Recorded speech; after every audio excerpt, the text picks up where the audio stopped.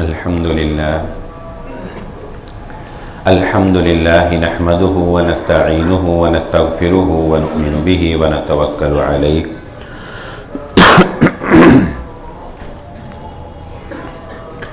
ونعوذ بالله من شرور أنفسنا ومن سيئات أعمالنا من يهده الله فلا مضل له ومن يضلل فلا هادي له وأشهد أن لا إله إلا الله وحده لا شريك له وأشهد أن محمدا عبده ورسوله اللهم صل على محمد وعلى آل محمد كما صليت على إبراهيم وعلى آل إبراهيم إنك حميد مجيد اللهم بارك على محمد وعلى آل محمد كما باركت على إبراهيم وعلى آل إبراهيم إنك حميد مجيد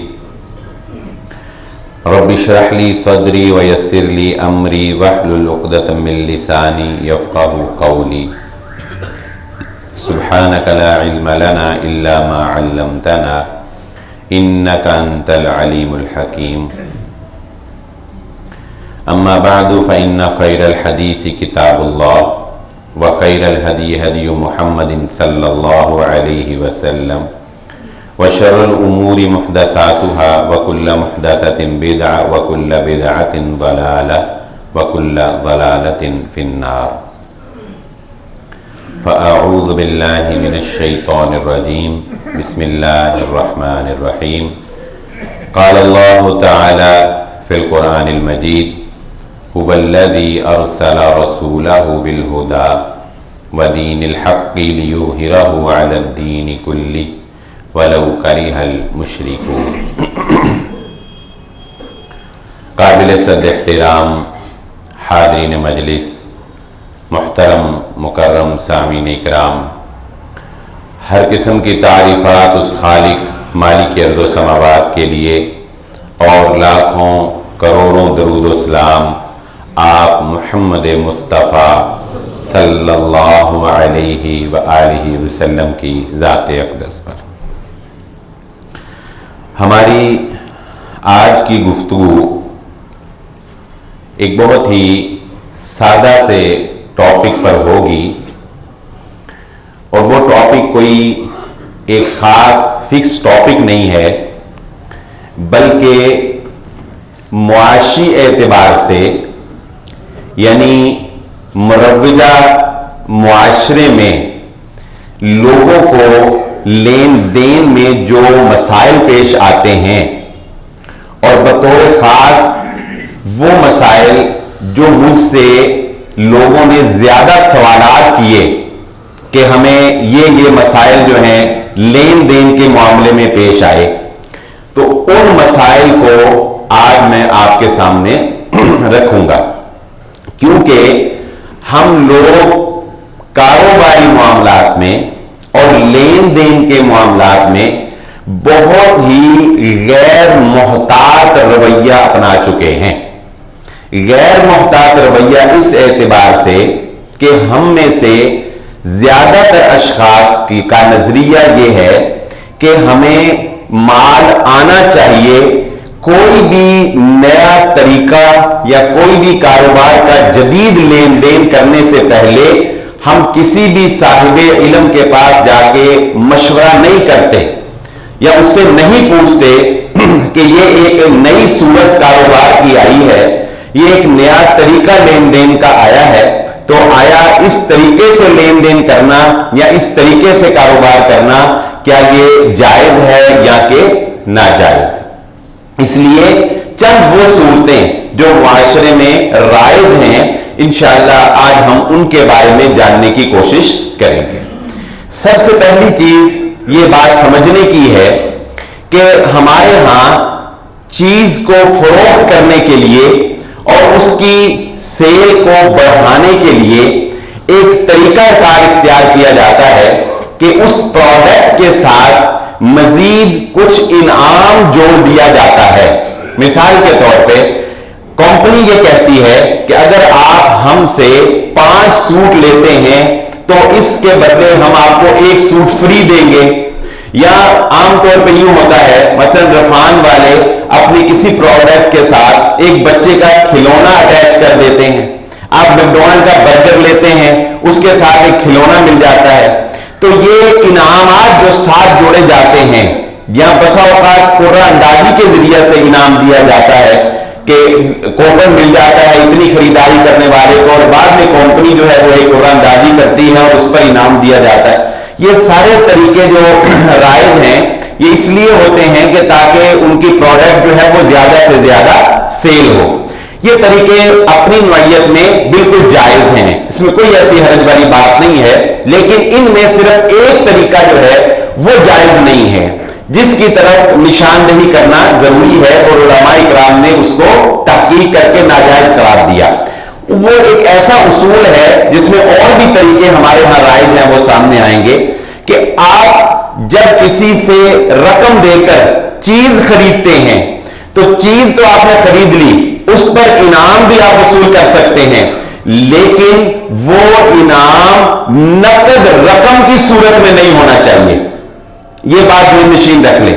یعنی ایک سوٹ کے ساتھ اگر آپ کو اس پیکٹ میں وہ 100 روپیہ ڈال کر نقد رقم دیتے ہیں تو یہ بیع جائز نہیں ہوگی.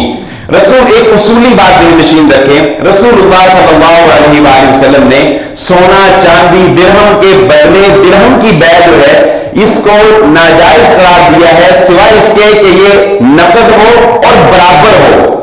سوائے اس کے کہ یہ کیا ہو، نقد ہو اور برابر ہو. میں اس کو ایک آسان مثال سے سمجھا دیتا ہوں. مثلا آپ کسی کو 1,00,000 روپیہ دیتے ہیں، روپیہ دینا ہے آپ نے، اس سے کوئی چیز خریدی نہیں ہے، اس کو 1,00,000 روپیہ دیتے ہیں، بدلے میں آپ اس سے 1,00,001 روپیہ بھی نہیں لے سکتے، یہ سود ہو جائے گا، یہ سود ہو جائے. تو جب آپ کسی سے پروڈکٹ خریدتے ہیں تو اس پروڈکٹ کی قیمت تو آپ نے ادا کر دی، لیکن اس رقم کے بدلے آپ کم رقم واپس نہیں لے سکتے. اس لیے یہ بات ایک اصولی ذہن نشین رکھ لیں. بعض اوقات بچوں کے کھلونوں میں یا پیکٹس میں ایسی چیز ہوتی ہے جس میں ساتھ اماؤنٹ واپس کی جاتی ہے، رقم واپس کی جاتی ہے، ایسی چیز کا خریدنا جائز نہیں ہے. ہمارے ہاں آپ نے دیکھا ہوگا یہ بسوں والے، بلکہ جن دکانداروں کی دکانداری چھوٹی دکانداری زیادہ ہوتی ہے، وہاں پر پیکٹس میں لوگ سکے دیتے ہیں، پیکٹس میں لوگ سکے دیتے ہیں. وہ 100 روپیہ یعنی 100 روپیہ لیتے ہیں اور 95 روپے کا سکے دیتے ہیں، یا جتنے بھی وہ کم دیتے ہیں. یہ پیسے کے بدلے پیسہ ہے اور یہ ناجائز ہے.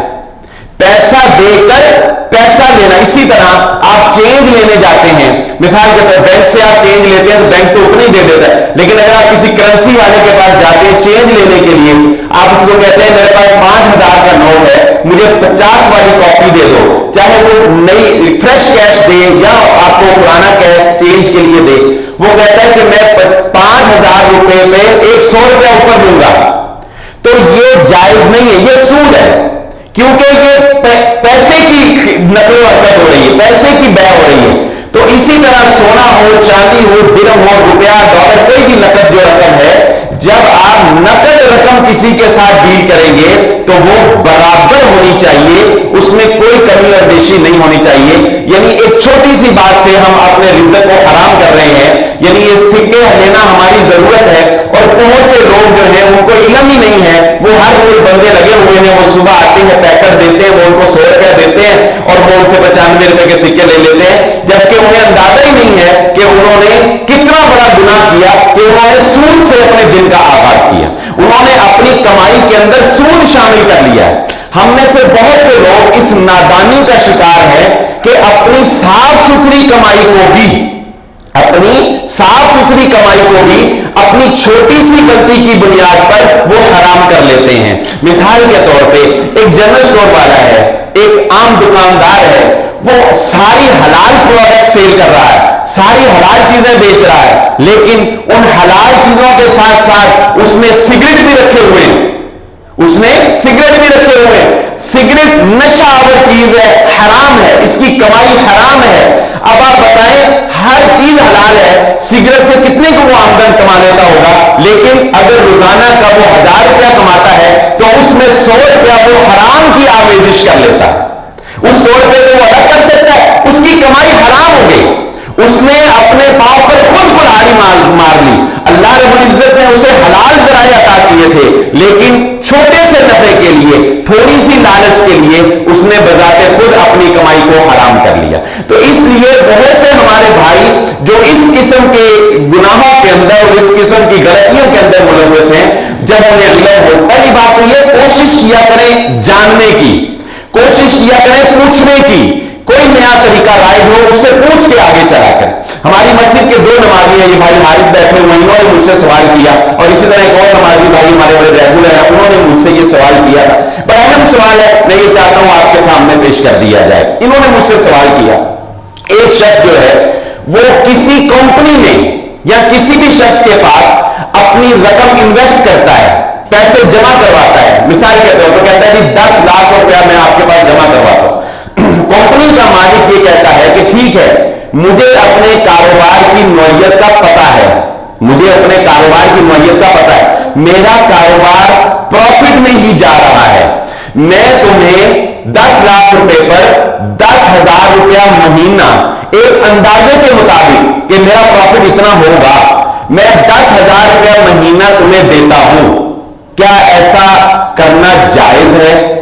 तो सुन लीजिए, ऐसी इन्वेस्टमेंट करना जिसमें हिसाब किताब ना हो और अंदाजे के साथ अमाउंट मुकर्रर कर ली जाए, वो कहते हैं कि मालिक जो है उसका कारोबार इस नौइयत का है, इतना वसी है या इस नौइयत का है कि वो साल बाद हिसाब करके पैसे नहीं बता सकता। तो उलमा का इस बारे में वाज़ेह फतवा यह था कि ऐसी मुबहम इन्वेस्टमेंट करना हराम है, जायज नहीं है। यह तो मुमकिन है कि वो महाना 10,000 रुपया दे, लेकिन साल के बाद उसे पूरा हिसाब करके बताना होगा कि आपकी रकम इस कारोबार में इन्वेस्ट हुई, इसमें इतने पैसे प्रॉफिट हुआ, ये अखराजात थे, आपका 1% या 2% था। कंप्यूटराइज्ड दौर है, हर चीज के सॉफ्टवेयर बन जाते हैं, लेकिन फिर भी अगर ये मुमकिन ही नहीं है, जैसा कि भाई ने बताया कि जिन्होंने इन्वेस्टमेंट की, कि वो मुमकिन नहीं है मालिक के लिए ये करना कि वो हिसाब करके पैसे दे, तो फिर जब हिसाब ही नहीं है, एक अंदाजे से पैसे दिए जा रहे हैं, तो ये सूद नहीं है तो और क्या? ये सूद ही है, जो कि अपने आप को धोखा देने के लिए हम इसको कर लेते। प्रॉफिट में जा रहे हैं, लेकिन कितना प्रॉफिट है, और खुदा ना खास्ता अगर नुकसान हो जाता है तो क्या नुकसान में वो किस तरह उसकी परसेंटेज होगी। तो बहुत सी शराकतदारियों के मामलात हमारे सामने ऐसे आते हैं जो लोग मुबहम शराकतदारी करते हैं, कोई चीज वाज़ेह नहीं होती। तो याद रख लीजिए ये बात, कोई भी जो बैय है, कोई भी जो लेन देन है, उसमें कोई चीज मुबहम ना रखा करें, हर चीज को तहरीर में लाकर वाज़ेह होना चाहिए और उसका एक बैलेंस, एक हिसाब होना चाहिए। चाहे वो हिसाब आप तय कर लें, साल बाद करें, 2 साल बाद करें, जो भी आपकी कारोबार की नौइयत। तो किसी भी ऐसे इदारे में या किसी भी ऐसे शख्स के पास पैसे इन्वेस्ट नहीं किए जाएंगे जो अपने कारोबार का साल बाद या 2 साल बाद आपको हिसाब पेश ना कर सकता हो या उसके अंदर ये सलाहियत ना हो, वो सूद के ज़िम्मे में आ जाएगा और ऐसी इन्वेस्टमेंट जो है वो हराम है। हमारे यहां एक अजीब सा ये ट्रेंड जो है ये निकल आया है, ये छोटे होटलों के ऊपर और ये चाय वाले खोखे जो हैं इनके ऊपर, और इनकी अब बड़ी तेजी से जो है बहुतायत हो रही है।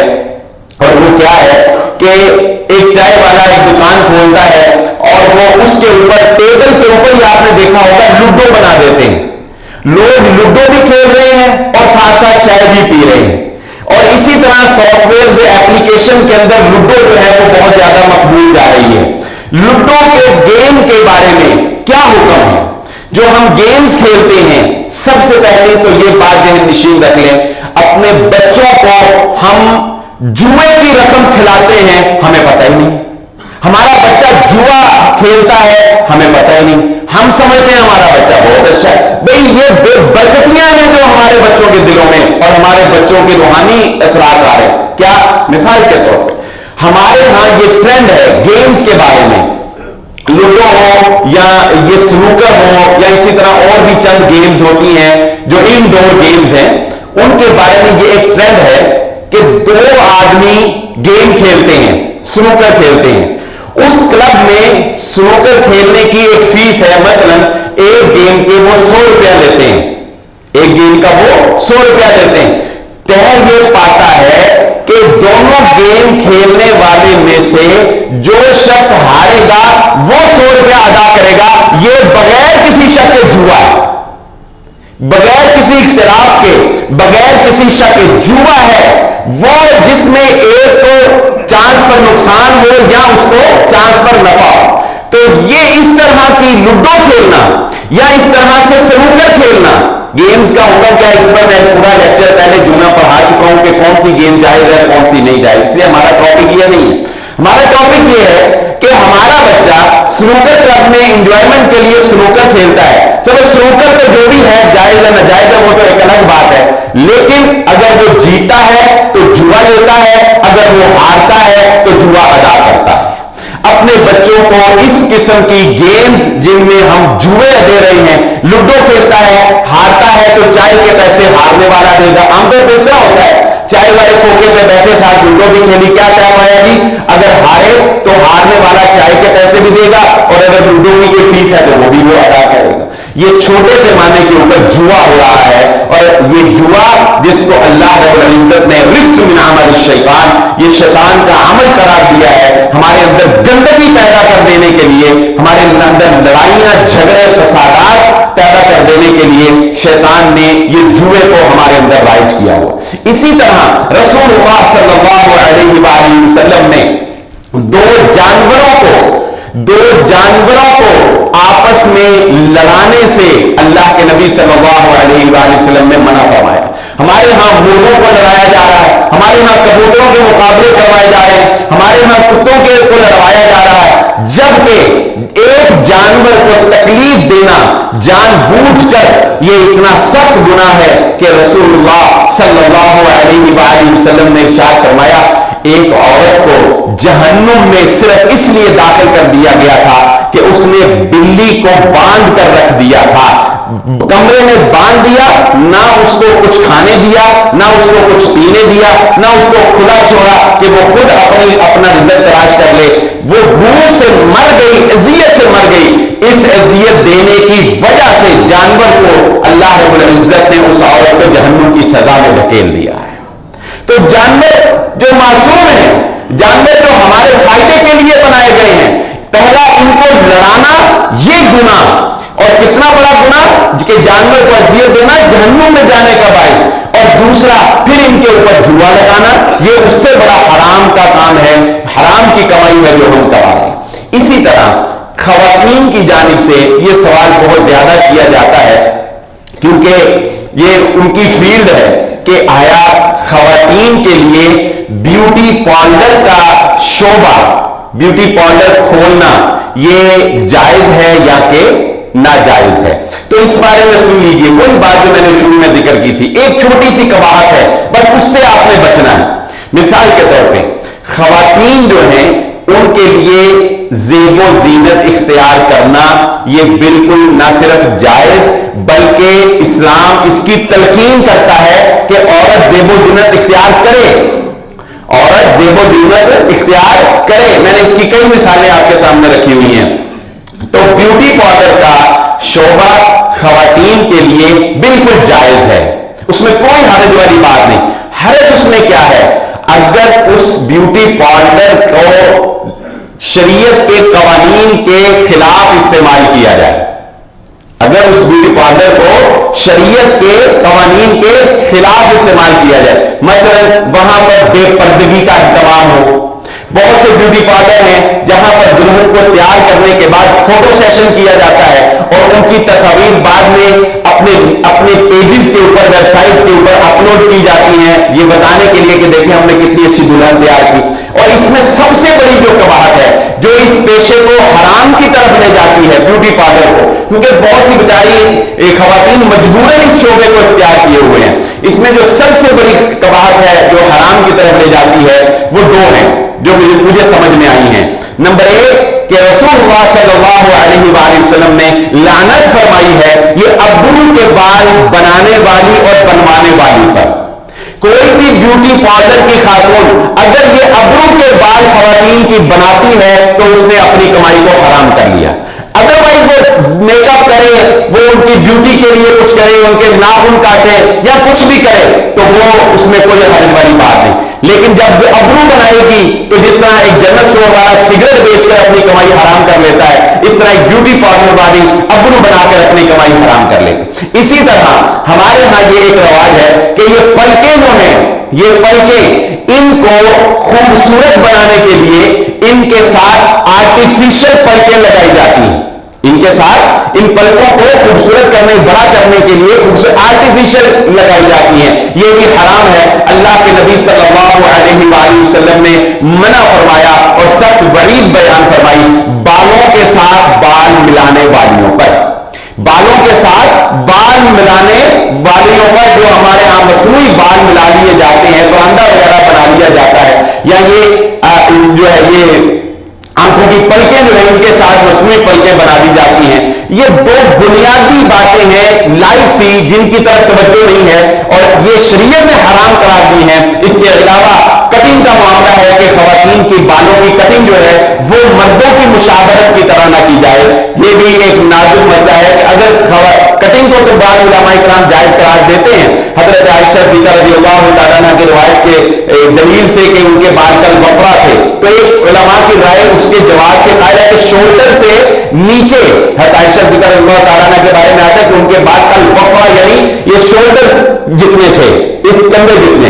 تو اس حدیث سے علماء کرام یہ استدلال کرتے ہیں کہ شولڈر سے نیچے اور بال جو ہے عورت کٹوا سکتی ہے. ایک رائے ہے, بال نہیں کے بھی قائل, لیکن چلے گنجائش موجود ہے نا, محقق علماء جواز کے قائل, تو اس سے نیچے وہ کوئی ایسا مسئلہ نہیں. لیکن خواتین کے ایسے بال کاٹنا جو مردوں کی مشابہت ہو یا غیر مسلم خواتین کی مشابہت میں ہو تو یہ حرام ہے. تو یہ اس چھوٹی سی چیز کے ذریعے سے اپنی کمائی کو حرام نہ کریں, اس چھوٹے سے معاملے میں اپنی کمائی کو حلال رکھیں. ہمارے ہاں جو پراپرٹی کا کام ہے, میرے سامنے ایک سوال آیا ہے, پراپرٹی ڈیلر جو ہے وہ میرے پاس آئے, یہ بھی اکثر لوگوں کو یہ سے صاحب کا پیش آتا ہے. مثال کے طور پہ وہ کہتے ہیں کہ ایک پلاٹ بیچنے والا یہ کہتا ہے کہ میرا پلاٹ 5 لاکھ روپے میں آپ سیل کروا دیں.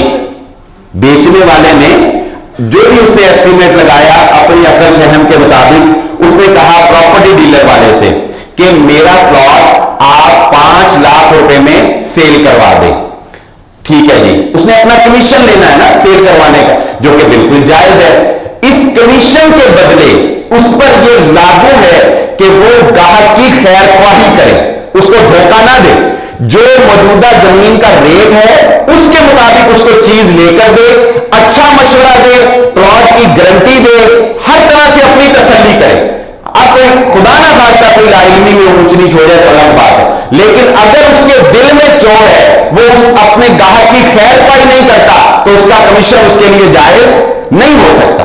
کمیشن وہ اسی بات کی لے رہا ہے کہ میں اپنے گاہک کو اچھی چیز جو ہے وہ دوں گا یا اس کی چیز اچھے داموں سیل کروا دوں گا. تو وہ آ کے کہتا ہے کہ مجھے ایک کسٹمر نے کہا کہ میرا پلاٹ 5 لاکھ روپے میں سیل کروا دے. بڑا ہیپی بات.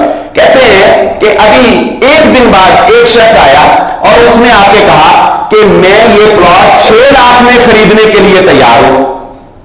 بیچنے والے نے کیا کہا تھا کہ میں 5 لاکھ میں بکوا دے, میں ہیپی ہوں.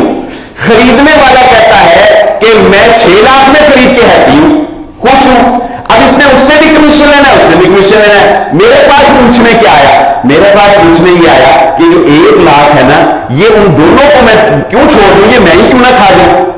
تو مجھ سے انہوں نے سوال کیا کہ جی اگر ہم اس طرح کریں کہ اس سے 5 لاکھ کا یہ پلاٹ جو ہے اس سے 5 لاکھ اس نے کہا دے دیں, ہم اس سے خریدے بغیر ہی اگلا بندہ جو 6 لاکھ روپے دے رہا ہے اس کو اپنے بہاف پر سیل کر دیں, اس سے بیانہ پکڑ کے اس کو دے دیں, اور یہ جو درمیان والا 1 لاکھ ہے یہ ہم کمیشن بھی ہڑپ کر جائیں اور یہ درمیان والا 1 لاکھ بھی ہم ہڑپ کر جائیں. یہ تو اس کی اچھا پن تھا کہ وہ آ کے مجھ سے پوچھ لیا, تو میں نے اس کو بتایا کہ रसूलुल्लाह सल्लल्लाहु अलैहि वसल्लम के पास जब इसी तरह एक सहाबी रसूल सल्लल्लाहु अलैहि वसल्लम ने आकर ये सवाल किया कि कोई शख्स मुझसे आकर कोई चीज मांगता है, फलां चीज मांगता है, मुझे पता है कि वो मार्केट में है, मैं उसको बगैर खरीदे, बगैर मलकियत हासिल किए क्या मैं उसको सेल कर सकता हूं? अल्लाह के नबी सल्लल्लाहु अलैहि वसल्लम ने फरमाया तुम्हारे लिए उस वक्त तक उसको फरोख्त करना जायज नहीं जब तक तुम उसकी मलकियत ना इख्तियार करो। जब तक वो प्लॉट आपने अगर खुद 6 लाख का बेचना है तो पहले आप उससे 5 लाख का वो प्लॉट खरीदें, पहले उससे खरीदें। जब आप 5 लाख का खरीद लेंगे अब वो आपकी मलकियत हो गया, चाहे आप उसको 2 लाख देकर खरीद लें, बाकी टाइम ले लें, जो भी चलता है, लेकिन एक दफा उससे वो प्लॉट आपको खरीदना पड़ेगा। मैंने कहा पहले आप उससे खरीदें, खरीदने के बाद फिर इसको 6 लाख का बेचें। कहता है मैं उसको खरीद लावा थे जो मुकर गया तो फिर आगे ना कारोबार होगा। कहता है ये 5 लाख का मैं को खरीद लवा पर जो 6 लाख का गांव मिला उन्हें 5,000 टोकन मिलता जो मुकर गया था फिर। मैं कहा यही तो मसला है, कारोबार में नफा नुकसान। कारोबार नाम ही इसी चीज का, रिस्क लेना पड़ता है। ये कितना आसान था, उधर से पैसे पकड़ने थे इधर दे देने थे, नहीं कमीशन लेना है तो फिर दोनों के दरमियान दोनों की खैर ख्वाही करके जो भी बिटवीन उसके सौदा होगा उसके दरमियान करना चाहिए। तो ये एक मुझे ये इसलिए पता है कि मेरे पास ये सवाल आया, अगर ना प्रॉपर्टी हो, कपड़ा हो, कई ऐसे डील हो रही हैं हमारी बाजारों में जिनका बारे में लोग पूछते ही नहीं है, पता ही नहीं है, बस नफा देखते हैं, पैसे आ रहे हैं, बच रहे हैं, चलो ठीक है जी काम कर दो। इसलिए ये बात मशीन रखें, कोई भी प्लॉट हो, कोई भी चीज हो, अगर आपने सेल करनी है आगे किसी को तो आपको पहले उसकी मलकियत लेनी होगी। वो मलकियत फाइल की सूरत में हो, वो करारनामे किसी की सूरत, एक होता है ऑर्डर पे कोई चीज बनाना, उसकी सूरत अलग होती है, यानी आप कस्टमाइज कोई चीज बनाते हैं, आपकी मैन्युफैक्चरिंग है, बंदा आपको ऑर्डर दे देता है, वो सूरत अलग। एक और बड़ा अहम सवाल होता है, ये सवाल जो है ये ज्यादातर डॉक्टर्स के हवाले से किया जाता है। हमारे यहां एक तरीका राइज है कि ये जो अद्वियात बनाने वाली, मेडिसिन बनाने वाली कंपनियां हैं, ये डॉक्टर्स को मुराद देती हैं, ये डॉक्टर्स को गिफ्ट्स देती हैं। गिफ्ट छोटा लफ्ज है, बल्कि ये तो पता नहीं क्या कुछ देती हैं, गिफ्ट तो वो छोटा लफ्ज। तो मुझे एक डॉक्टर ने यह सवाल किया, बल्कि कई डॉक्टर्स ने यह सवाल किया, लेकिन वो सवाल क्या है, डॉक्टर कहते हैं कि हमने मरीज को एक मेडिसिन लिखकर देनी है, रेफर करनी है। इसकी 2 सूरतें हैं, इसकी 2 सूरतें बनती हैं। एक सूरत तो यह है कि कंपनी डॉक्टर को कहती है ये होंडा स्विफ्ट आपकी हुई, हाँ आपने करना यह है कि जो मरीज भी आएगा उसको किसी और कंपनी की नहीं बल्कि हमारी कंपनी की मेडिसिन लिख के देते जाना है। इसके गलत होने में, हराम होने में मेरा ख्याल है आप भी फैसला कर सकते हैं कि कोई शक की गुंजाइश नहीं है। ये डॉक्टर की बेईमानी है, ये डॉक्टर की बेईमानी है, ये डॉक्टर की अपने पेशे के साथ गद्दारी है कि अगर कोई डॉक्टर पेशेंट को सिर्फ इसलिए अद्वियात लिख कर दे कि उसने कंपनी से माल खाया हुआ है, तो ये रिश्वत भी है, ये धोखा भी है, ये बेईमानी भी है, ये गलत भी है, बहुत कुछ है इसमें।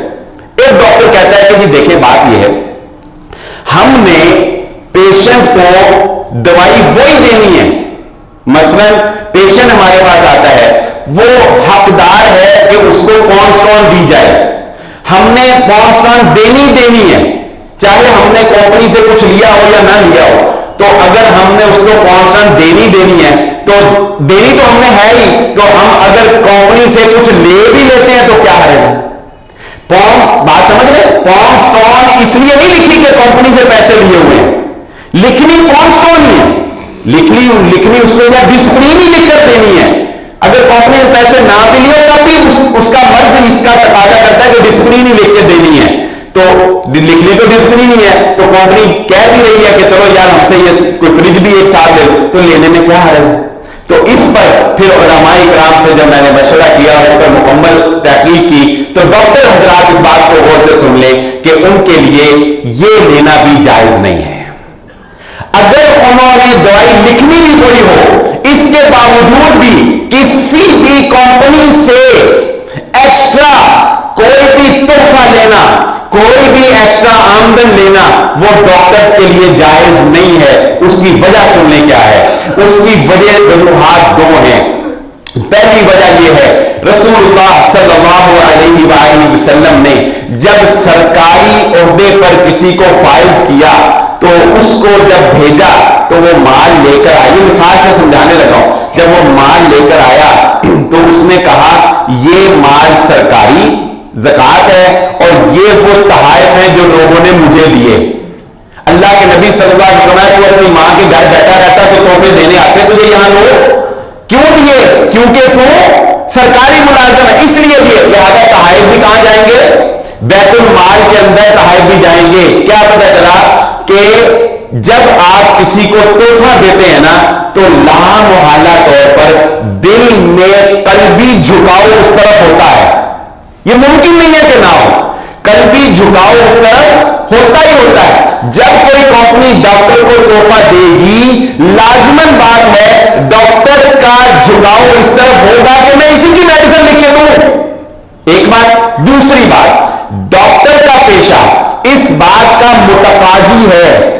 ڈاکٹر کا پیشہ اس بات کا متقاضی ہے کہ اس نے پیشنٹ سے فیس بھی لی ہے اور وہ خدمت خلق کے جذبے سے سرشار ہو کر ہر طرح سے اپنے مریض کو فیور دے گا. ہر طرح سے وہ کس کو فیور دے گا؟ اپنے مریض کو ہر طرح فیور دے گا. اگر کمپنی سے وہ کچھ لیتا ہے جو کہ ٹرینڈ بن چکا ہے, لیتے ہیں ڈاکٹر اور کمپنیاں دیتی ہیں, ان کمپنیوں کو پتا ہے کہ ہم نے دینا ہے اور ڈاکٹروں کو پتا ہے کہ ہم نے لینا ہے, تو جب وہ مریض وہ میڈیسن خریدنے کے لیے جاتا ہے تو مجھے بتائیں جو ڈاکٹر کو گاڑی دی ہے وہ گاڑی کے پیسے ڈاکٹر دے رہا ہے یا وہ مریض دے رہا ہے؟ گاڑی کے پیسے کون دے رہا ہے؟ کمپنی کس سے وہ پیسے لے رہی ہے؟ مریض سے لے رہی ہے. ڈاکٹر انڈائریکٹلی مریض پہ اپنی گاڑی ڈال رہا ہے, مریض کا نقصان کر رہا ہے, جبکہ ڈاکٹر کا پیشہ اس بات کا متقاضی ہے کہ وہ مریض کی خیر خواہی کرے, وہ مریض کا بھلا کرے. کمپنی میں سے پہلے سے دے دیں, کمپنی نے اس دوائی کے اوپر اس کی کاسٹ ڈال کر اس دوائی کے اندر سے نکالنی ہے ڈاکٹر کی گاڑی بھی. اس لیے یہ بات مشین رکھ لیں. علماء کرام کی اس بارے میں واضح رائے یہ ہے کہ ڈاکٹر کا پیشہ بڑا مقدس پیشہ ہے. بلکہ میں کہتا ہوں کہ ڈاکٹر حضرات جتنی خدمتیں خلق کرتے ہیں یہ صرف فرائض کو پورا کرتے رہیں تو انشاءاللہ ان کے لیے جنت بہت آسان ہے. کیونکہ جو خدمت خلق کا کام کرتا ہے, جو لوگوں کی مشکلات آسان کرتا ہے, اس کے لیے تو رسول اللہ صلی اللہ علیہ وسلم نے جنت کی نبیذ سنا دی. بلکہ نبی صلی اللہ علیہ وسلم نے ایک مہینہ مسجد النبوی میں اعتکاف کرنے کو بہتر قرار دیا. اس بات سے آپ صلی اللہ علیہ وسلم نے فرمایا مجھے یہ بات زیادہ پسند ہے کہ میں کسی دوست کے ساتھ جاؤں اور اس کی تکلیف کو, کسی مسلمان کی تکلیف کو دور کر کے اس کے واپس لوٹوں. یہ بات مجھے زیادہ بہتر ہے بنسبت اس کے کہ میں ایک مہینہ مسجد النبوی میں اعتکاف کروں. تو ایک ڈاکٹر کو سینکڑوں لوگوں کی تکلیف دور کرتا ہے, سینکڑوں لوگوں کو ان کے وہ کام آتا ہے. یہ اتنا مقدس پیشہ ہے. لیکن اپنی چھوٹی سی مسٹیکس سے, اپنی چھوٹی سی غلطیوں سے یا اپنے چھوٹے سے طمع اور لالچ سے جو ہے وہ اپنے پیشے کے ساتھ غداری انسان کو نہیں کرنی چاہیے. اسی طرح ہمارے ہاں وکالت کا پیشہ ہے. وکالت کا پیشہ بالکل اس پیشے کو ہم غلط نہیں کہہ سکتے. بعض چیزیں ہوتی ہیں ان کا استعمال ان کو صحیح یا غلط بناتا ہے. مثال کے طور پہ اب انگور ہے, انگور بیچنا کوئی غلط کام ہے؟ بالکل حلال ہے نا انگور, لیکن آپ اپنی حلال چیز کو بھی حرام کے استعمال کے لیے سیل نہیں کر سکتے. مثال انگور سے آپ کو پتا ہے انگور سے شراب بنتی ہے, بلکہ شراب کو انگور کی بیٹی کہتے ہیں. وہ شاعر نے کہا نا انگور کی بیٹی نے طوفان اٹھا رکھا ہے, وہ اچھا ہوا انگور کے یہاں بیٹا نہ ہوا. تو انگور سے بنتی ہے زیادہ تر شراب. اب ایک شخص انگور بیچتا ہے کوئی حرج نہیں, لیکن انگور بیچنے والا ایک شراب بنانے والی کمپنی کو انگور نہیں بیچ سکتا. کیوں؟ اسے پتا ہے میرے انگور سے شراب بننی ہے. ایک شراب بنانے والی کمپنی کے ساتھ تعاون کرنا, اس کے ساتھ خرید و فروخت کرنا, ان کے ساتھ لین دین کرنا, یہ اس کے لیے جائز نہیں ہو سکتا. انگور حلال ہے, انگور خریدے, انگور بیچے, بیچنا بالکل جائز ہے. کوئی اس سے خرید کے جو مرضی کرتا پھر اگر اس کو نہیں پتا تو کوئی حرج نہیں. لیکن ایک انگور بیچنے والا بذات خود جو ہے وہ کسی شراب والی کمپنی کو انگور سیل نہیں کر سکتا. تو اسی طرح وکالت کا شعبہ جو ہے ہمارے ہاں بہت اچھا شعبہ ہے. بہت سے لوگوں کو بیچارے پھنسے ہوا کو یہ لوگ ریلیف دیتے ہیں, لیکن ایک وکیل کے لیے اپنے پیشے کو اس وقت وہ حرام کر لیتا ہے جب اس کو یہ علم ہوتا ہے کہ میں جس کا کیس لڑ رہا ہوں وہ جھوٹا ہے, وہ مجرم ہے, وہ دغے باز ہے, وہ دھوکے باز ہے, یا اس کو وہ خود طریقے سکھاتا ہے بچنے کے اور اس کو خود طریقے مجرم کو سکھاتا ہے. تو بتائیے یہ خود اپنے آپ پر عذاب نازل کروانے والی بات نہیں ہے تو اور کیا ہے. اور سینکڑوں لوگ جو ہیں ہماری عدالتوں کے اندر کتنے جھوٹے گواہ, کتنی جھوٹی قسمیں اپنے اوپر لعنتیں بھیجنا, یہ سب کچھ جو ہے ہم حرام بھی کما رہے ہیں اور خود اللہ رب العزت سے دعائی دے کر یہ کہتے ہیں کہ ہمارے اوپر عذاب نازل فرما اور ہم ہمارے اوپر جو ہے وہ یہ فلاں نازل فرما. تو یہ مارکیٹ کے اندر یہ وہ باتیں ہیں, یہ لین دین کے وہ طریقے ہیں جو لوگ اکثر جو ہے وہ کثرت سے سوال کرتے ہیں ہمیں, اور کثرت سے جو ہے وہ لوگ ان کے بارے میں, ان مسائل کے بارے میں جو ہے وہ ہم سے پوچھتے ہیں. تو میں اس آج کی اس گفتگو سے کم از کم جو بات آپ کے گوش گزار کرنا چاہتا ہوں, جو باتیں ہم نے سننی چلیں وہ تو ہمیں سمجھ میں آ گئی, جو نہیں ہمیں بہت سے معاملات ایسے ہیں جن کا ہمیں علم نہیں ہے, کم از کم یہ بات ہمیں ضرور پتہ چل گئی ہے کہ ہم جو بھی لین دین کرتے ہیں یہ اتنا آسان کام نہیں ہے, یہ اتنا آسان کام ہے. کیونکہ آج کل جدید طریقے ایسے طریقوں سے, مثلا ایک سوال میرے پاس آیا, چلے وقت تھوڑا اختصار سے بیان کر دیتا ہوں.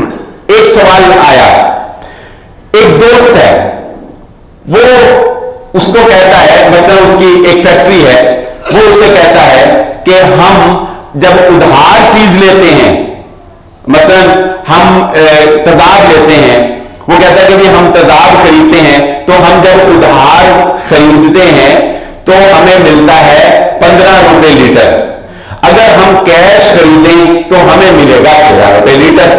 وہ اپنے دوست کو کہتا ہے کہ آپ مجھے 10 لاکھ روپیہ دے دو, میں یہ کیش خرید لیتا ہوں, میں یہ تیزاب جو مجھے 15 روپے لیٹر مل رہا ہے نا ادھار, کیش پر مجھے 12 روپے لیٹر ملے گا, میں یہ خرید لیتا ہوں کیش پہ, 3 روپے لیٹر بچ جائے گا نا, وہ ہم 1.5 روپیہ کر لیں گے. وہ اس کو پیسے دے دیتا ہے, وہ بالکل ٹھیک ہے, کوئی ایسی بات نہیں. آپ سمجھتے پتہ نہیں یہ بھی حرام ہے. میں دیکھ رہا ہوں چہروں سے تیرا کو مثال کیا کرتا ہوں, آپ کہتے ہیں اکثر لوگ سمجھ رہے یاد ہوا ہے لگتا ہے بھی حرام ہو. نہیں, یہ بالکل ٹھیک ہے, کوئی ایسی بات نہیں. لیکن دیکھیں باریکی بیان کرنے لگا ہوں میں, وہ میرا دوست ہوگی پڑھا لکھا تھا, اچھا اب وہ 10 لاکھ اس کے پاس پڑا ہے, اس نے تیزاب منگوا لیا, تیزاب منگوا کے کر لیا, ڈیل ہو گئی. اب وہ 10 لاکھ روپیہ جب اب واپس کر نہیں کیا, اس نے کہا یار بات یہ ہے کہ 10 لاکھ روپیہ تم نے میرے پاس پڑا ہوا ہے, میں اس سے اگلا سودا خرید لیتا ہوں, میں اسی 10 لاکھ سے اگلا سودا خرید لیتا ہوں. وہ کہتا ہے نہیں, پہلے مجھے ارشاد القصری صاحب سے پوچھ لینے دو. ارشاد القصری صاحب سے پوچھ, ارشاد القصری صاحب کے پاس گئے, ارشاد القصری صاحب نے معاملے کو سنا. اللہ کے نبی صلی اللہ علیہ وآلہ وسلم نے منع فرمایا ہے ایک بے میں 2 سودے نہیں ہو سکتے, ایک بے کی ہے.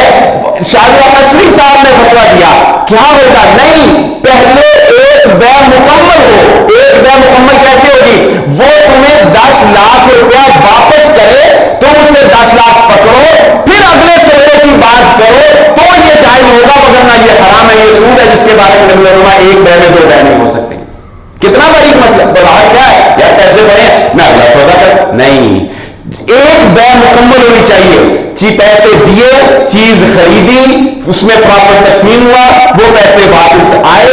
یہ ایک سودے کی بات ہوئی تھی نا, اس نے انویسٹمنٹ نہیں کی تھی, ایک سودے کی بات ہوئی تھی, ایک ٹرم کی بات ہوئی تھی.